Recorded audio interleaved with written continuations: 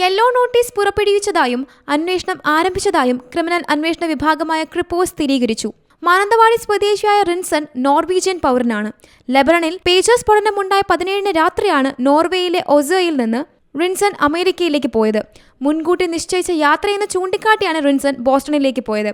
എന്നാൽ പിന്നീട് റിൻസൺ അപ്രത്യക്ഷനാവുകയായിരുന്നു. റിൻസനെ കാണാനില്ലെന്ന് നോർവേയിൽ അദ്ദേഹം ജോലി ചെയ്തിരുന്ന സ്ഥാപനം നോർവേ പോലീസിനെ അറിയിച്ചതോടെയാണ് സെർച്ച് വാറന്റ് പുറപ്പെടുവിച്ചത്. റിൻസൺ ജോസിന്റെ പേരിലുള്ള നോർട്ട ഗ്ലോബൽ ഷെൽ കമ്പനിയാണ് പേജറുകൾ വിതരണം ചെയ്തതെന്ന് ആരോപണം ഉയർന്നിരുന്നു. ബൾഗേറിയൻ തലസ്ഥാനമായ സോഫിയയിൽ രജിസ്റ്റർ ചെയ്ത കമ്പനിയാണിത്. കമ്പനി പ്രവർത്തിച്ചിരുന്ന കെട്ടിടത്തിൽ 200 കമ്പനികൾക്ക് ഓഫീസ് ഉണ്ടായിരുന്നുവെന്നും സ്ഫോടനത്തിനു ശേഷം നോട്ടയുടെ വെബ്സൈറ്റും ഇല്ലാതായെന്നുമാണ് റിപ്പോർട്ടുകൾ. റിൻസൺ പേജറുകൾ വിതരണം ചെയ്തത് DAC എന്ന ഹംഗറി ആസ്ഥാനമായ കമ്പനി വഴിയാണ്.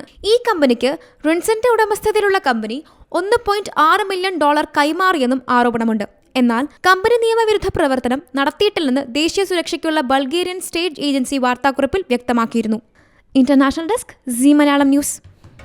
പുതിയ വാർത്തകളും വിശേഷങ്ങളും ഇനി വിരൽ തുമ്പിൽ. എല്ലാ ഡിജിറ്റൽ പ്ലാറ്റ്ഫോമുകളിലും ഇപ്പോൾ സീ മലയാളം ന്യൂസ് ലഭ്യം.